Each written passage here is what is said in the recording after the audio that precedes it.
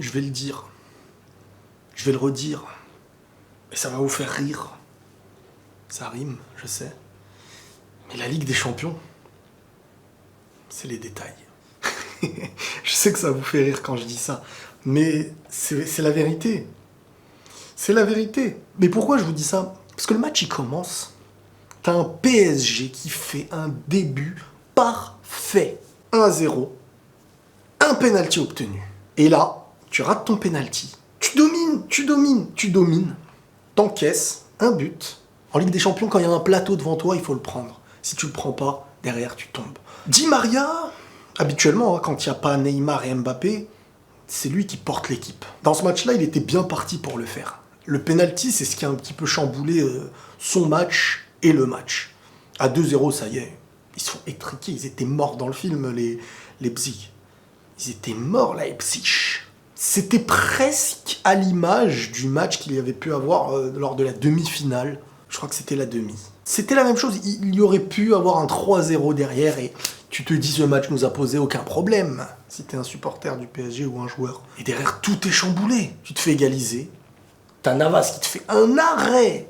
Mais Navas, totalement décisif. C'est l'un des goals les plus décisifs en Ligue des Champions que j'ai pu voir. Et t'as Nkunku, ancien du PSG. Encore une fois, on dirait une malédiction pour le PSG. Un ancien de chez eux dans un moment en Ligue des Champions, un moment important, qui marque le but et 1-1. Ensuite, penalty sur une main de Kimpembe. Encore une fois, le symbole de cette malchance parisienne. Le penalty est marqué. Derrière, tu prends un deuxième jaune pour Gay et un deuxième jaune pour Kimpembe.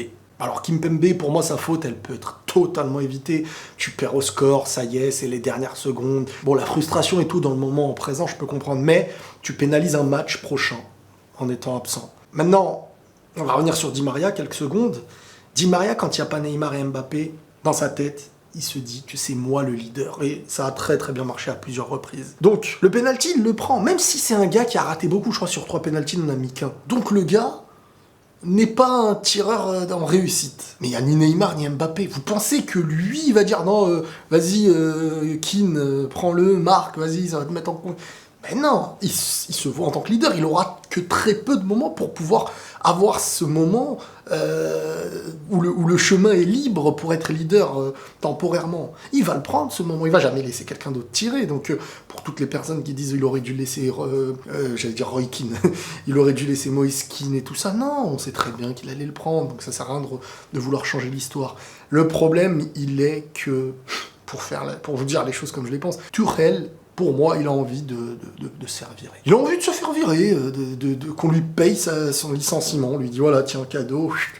Parce que là, vraiment, entre Danilo en défense, je vais pas critiquer le choix de Marquinhos au milieu, mais à un moment donné, je sais pas, le PSG investit pour un joueur de ce poste au milieu pour qu'il le mette derrière. Donc recrutez un vrai défenseur et mettez-le en défense. Tourelle, il est en train de provoquer, je pense, un petit peu Leonardo. Et il a la volonté de s'en aller, le gars. Même quand tu perds au score, tu fais rentrer Biker, Kerrer. Je sais pas. Franchement, je trouve que là... Vous voyez ce PSG, tu mets début d'année dernière, ou il y a 2 ans, même sans Neymar et Mbappé, bah déjà, ils avaient tartiné le Real Madrid, 3-0. Alors, on peut me dire ce qu'on veut, c'était le début de saison, le Real pas en forme, mais peu importe. On l'a vu sur le terrain, j'ai l'impression que le PSG actuellement commence à s'amoindrir, en fait. Commence à diminuer. Ça y est, ils étaient comme ça, ils étaient sur une phase qui montait, et là, ça y est, tout commence à redescendre. Le milieu, bah, t'as Verratti maintenant que tu ne vois de moins en moins, qu'on se demande si un jour ils vont le revoir. Donc, tu passes de Mota, Matuidi, Verratti, des milieux qui étaient très très importants, à des choses qui dégringolent. En défense, t'avais Marquinhos, Kimpembe, c'était le remplaçant. Aujourd'hui, Kimpembe, c'est le titulaire taulier derrière. Thiago Silva, t'avais de quoi tenir chaque ligne, quelque chose d'important. Le seul point positif, bon, il y a Navas, mais bon, il perd, il se mange des buts au final, donc on peut pas le mettre devant le pauvre. Mais t'as Moïse Keane, qui pour moi est l'élément qui est un petit peu rassurant en attaque. Moïse Keane, franchement, il se bat. Il peut être dangereux dans la zone, mais aussi en dehors. Il peut dribbler. Un impact physique qui fait du bien. Et il se donne partout. Il n'est pas lent, il est puissant, il peut mettre des frappes, il peut faire plein de choses, tu peux compter sur lui sur beaucoup de trucs. Bon, Neymar et Mbappé manquent et on se rend compte que le PSG de Tourelle, c'est jouer sur Neymar et Mbappé. Il y a des moments où tu ne peux pas parler, des moments où tu peux parler. Tu peux pas parler pour moi quand tu gagnes tous tes matchs, quand tu prends presque tout et que tu es en finale de Ligue des Champions. Tu peux parler quand les choses commencent à sentir le roussi. Et c'est pour ça que Leonardo ne pouvait pas se permettre de tège Tourelle et que là, ils vont pas tarder à le virer. Et je vois bien Thiago Motta pour l'intérim, on va dire un petit peu, voir si lui faire un petit contrat très très léger.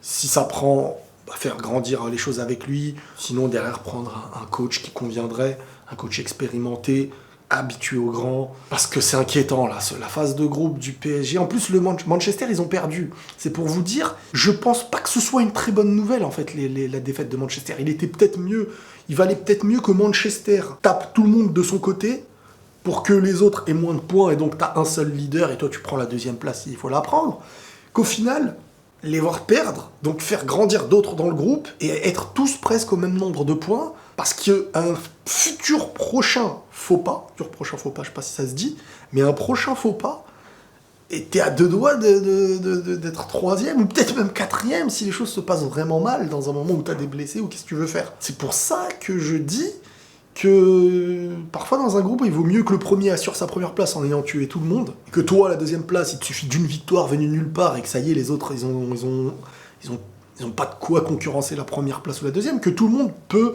d'un coup passer de la première à la dernière place. Beaucoup de joueurs fantomatiques, une équipe qui ne montre pas beaucoup de charisme, de répondants, et pourtant le début du match était totalement à eux. Ils auraient pu exploser le match et pas de problème. Ça va trop vite le football. La Ligue des Champions, c'est incroyable. C'est les détails. Je crois que je vais l'appeler les détails cette vidéo. Je suis à 2 doigts de faire ce choix. Donc voilà les amis, la Ligue des Champions, c'est... Et ça fait très longtemps que le PSG en phase de groupe n'a pas montré autant de difficultés. Bon, ça annonce des phases retour de groupe incroyables, vraiment. Voilà les amis, prenez tous soin de vous et la paix sur vous.